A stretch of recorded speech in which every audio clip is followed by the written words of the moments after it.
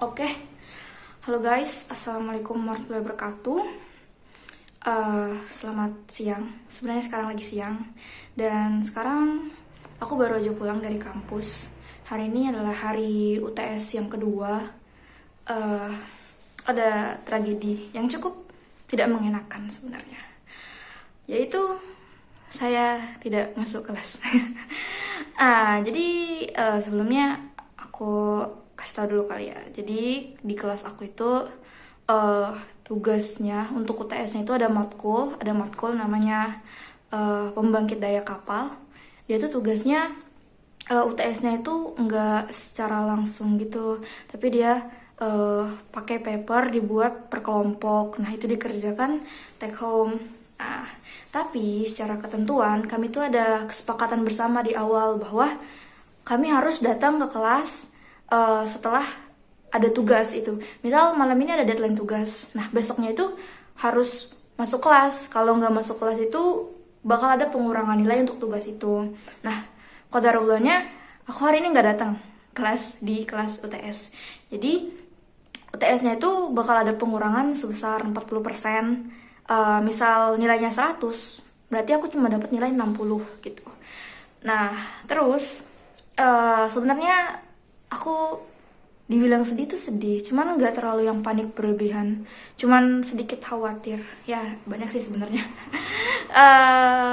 Ada beberapa hal yang mau aku ceritain. Apa ya? Mungkin sharing. Ini sharing mulu kerjaannya. Jadi selama di perjalanan tadi kan harusnya itu masuk kelas jam 8 sampai 9.40. Tapi karena aku nggak masuk kelas, jadi kan aku di asrama. Terus jam 10 tuh ada ujian lain, UTS, dia di kampus offline gitu kan. Terus aku masuk ke kampus tuh yang di jam 10-nya. Dan ngerjain UTS. Selama UTS itu matkulnya beda ya. Aku tuh mulai sambil ngerjain tuh nggak bisa nggak kepikiran. Pasti bakal kepikiran sama nilai matkul sebelumnya itu kan. Terus selama itu aku mikir dan ternyata aku nggak bisa mikirin itu sendirian. Sampai akhirnya aku harus cerita ke orang lain gitu untuk minta pendapat. Dan akhirnya selesai UTS yang di matkul jam 10 itu, terus pulang. Selama di perjalanan, nah ini, nggak tahu kenapa kalau lagi di perjalanan, apalagi sendirian, itu biasanya aku suka mikir, mikir. Nah, aku baru nyadarin satu hal terkait hikmah kejadian hari ini, gitu. Apakah itu? Aku, ya benar, aku menyadari bahwa kejadian ini merupakan kelalaian dan sepenuhnya atas kesalahanku karena nggak baca notes dan kurang teliti gitu. Tapi ada sisi menarik yang baru aku lihat selama di perjalanan tadi. Apa itu? Gini, semua hal yang terjadi di dunia itu merupakan atas kehendak Allah gitu kan. Di dunia ini takdir Allah yang nentuin apakah kita akan datang ke kelas, apakah kita hari ini akan ketiduran, apakah kita hari ini akan dapat uang kaget. Itu kan semuanya merupakan hak sepenuhnya Allah ya. Terus bagaimana dengan hubungannya dengan kejadian aku hari ini gitu? Ada hubungannya? Ada sih, ada aja pokoknya, dia ada aja. Hubungannya itu terkait takdir gitu kan. Dan keimanan. Sejujurnya aku bersyukur atas kejadian hari ini. Bukan bersyukur karena aku lalai, tapi bersyukur karena aku menemukan hikmah di balik kelalaian aku gitu. Hikmahnya itu apa? Jadi gini teman-teman, seperti yang udah aku sebutin di awal tadi, bahwa segala sesuatu itu merupakan atas kehendak Allah, takdir Allah. Begitu juga dengan kelalaian aku hari ini. Bukan lalainya sih, maksudnya tuh kejadian aku tidak masuk kelas hari ini. Dan kejadian potensi pengurangan nilai UTS dan pra-UTS. Jadi hari ini ada UTS dan pra-UTS gitu. Semua itu merupakan takdir dari Allah ya. Soalnya udah dari kemarin-kemarin itu aku bahkan nggak ngeh kalau bakal ada kelas, walaupun UTS-nya take home, bakal tetap ada kelas yang harus ke kampus gitu. Aku udah nggak sadar itu sejak beberapa hari yang lalu, bukan cuman hari ini doang nggak sadarnya gitu. Terus selain dari takdir, apalagi sih yang aku pelajarin hari ini? Aku belajar tentang hukum kepantasan, di mana seseorang akan diberikan sesuatu atas dasar kepantasan orang tersebut gitu. Nah, ada analogi yang pernah aku baca terkait misalkan kita adalah orang kaya, orang yang sangat kaya, dan kita punya adik kita masih kecil, tapi adik kita minta uang senilai 1 juta atau 100 juta gitu. Pertanyaannya, apakah kita akan langsung berikan uang tersebut untuk adik kita? Tentu nggak semudah itu. Kita nggak bakal langsung ngasih uang itu ke adik kita. Karena apa? Karena kita bakal mikir, apakah adik kita mampu? Jika kita berikan uang itu, apakah akan selamat adiknya gitu kan? Takutnya waktu di jalan dibegal atau dirampok atau malah lalai, nggak bisa mengatur uang, dibelikan hal yang tidak diinginkan, dan lain sebagainya. Nah, dari analogi tersebut, saya mengambil kesimpulan bahwa mungkin saja hari ini, kalau misalnya datang ke kampus, mungkin akan berpengaruh buruk atau berakibat buruk terhadap aku sendiri gitu.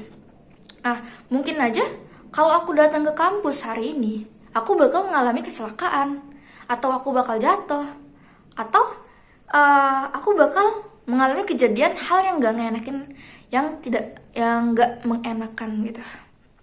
Terus terkait dengan hukum kepantasan, aku juga berpikir, apakah aku akan pantas menerima nilai yang tidak dikurangin? Misal hari ini aku datang ke kampus dan nilai aku nggak dikurangin kan, nggak dapat sanksi gitu. Pertanyaannya, apakah aku pantas dan layak mendapatkan nilai tersebut? Sedangkan mungkin aja ikhtiar aku atau pemahaman aku terhadap matkul tersebut belum sepantas itu gitu loh. Itu intinya. Aku belajar banyak terkait bagaimana caranya merubah rasa takut, rasa marah, khawatir, kecewa. Pasti bakal ada. Waktu tahu hari ini ada kelas dan bakal ada pengurangan nilai, pasti itu bakal langsung datang gitu. Ada rasa kecewa, takut, marah, khawatir. Terus rasa seperti gak mau ke kelas gitu, rasanya mau mengulang waktu gitu. Kenapa gitu, penyesalan. Nah, dari rasa-rasa itu semua, rasa sakit, rasa marah, rasa kecewa, rasa khawatir, bagaimana caranya merubah rasa-rasa itu menjadi rasa syukur gitu kan. Kenapa rasa syukur? Karena kembali lagi yang tadi, apakah saya pantas dan apakah saya akan mendapatkan yang terbaik jika saya datang ke kampus gitu, datang kelas gitu. Nah, tentu jawabannya aku sendiri nggak tahu nih alasannya sebenarnya. Apakah kalau aku datang aku akan bakal jatuh atau bakal kecelakaan, aku nggak tahu nih. Tapi ada satu hal lagi yang bikin aku yakin bahwa kelalaian aku hari ini, aku nggak datang kampus hari ini, kemungkinan nilai aku bakal dikurangi, nilai UTS dan pra-UTS-nya, itu merupakan takdir Allah. Dan Allah pasti sayang ke kita gitu. Selayaknya kakak yang di awal tadi, yang di analogi tadi, khawatir adiknya diberikan sejumlah uang yang besar, khawatir kenapa-napa, begitu juga dengan Allah. Allah tuh sayang banget dengan kita. Jadi Allah gak mau kita kenapa-napa gitu. Mungkin nilai 100 nih maksimal nih, itu tuh gak sebanding gitu dengan kesehatan aku, dengan keselamatan aku. Dan mungkin sekarang hikmahnya gitu, hikmahnya nggak bakal sebanding dengan nilai 100 itu gitu. Bayangkan kalau aku hari ini datang ke kampus dan tidak terjadi apa-apa hari ini, mungkin aku nggak bakal berpikir ulang, nggak bakal mengevaluasi diri, nggak bakal kepikiran nih bagaimana caranya merubah rasa takut, rasa kecewa, rasa marah menjadi rasa syukur gitu kan. Begitu. Nah, aku belajar satu hal yang paling penting, yang paling penting. Kita hidup di dunia itu merupakan suatu nikmat, dan kita menjalaninya itu sesuai dengan takdir yang udah Allah tetapin, dan itu pasti terbaik. Itu pasti terbaik. Kejadian ini aku rasa merupakan ujian atau cobaan terhadap keimananku gitu. Gimana aku meyakini bahwa takdir Allah merupakan takdir yang terbaik. Takdir Allah nggak mungkin nyesatin aku gitu. Aku yakin akan hal tersebut. Insya Allah aku bakal lulus dari ujian hidup Allah ini gitu kan. Gitu. Dan juga mengingatkan aku bahwa apa sih tujuan aku untuk kuliah gitu. Apakah hanya sekedar mendapatkan nilai? Apakah hanya sekedar mendapatkan gelar sarjana, lulus tepat waktu? Tentu enggak. Belajar bagaimana cara aku hidup, menjalani kehidupan, sudut pandang, perspektif, terus mindsetnya juga gitu. Belajar menjadi orang yang lebih disiplin, lebih menghargai terhadap hal-hal kecil gitu. Ya, seperti itu. Ini merupakan kejadian yang sudah ditakdirkan oleh Allah. Ini merupakan takdir yang terbaik. Ujian keimanan. Belajar untuk bersyukur. Yakin atas kebesaran Allah. Dan yakin atas keberadaan Allah. Kasih sayang Allah. Allah ya Rahman, Allah ya Rahim. Begitu. Oke, mungkin pesan terakhir dari aku untuk pada video ini, ketika teman-teman mengalami satu hal yang tidak mengenakan, cobalah untuk merefleksikan diri dan mencari alasan dibalik kenapa hal tersebut harus terjadi gitu.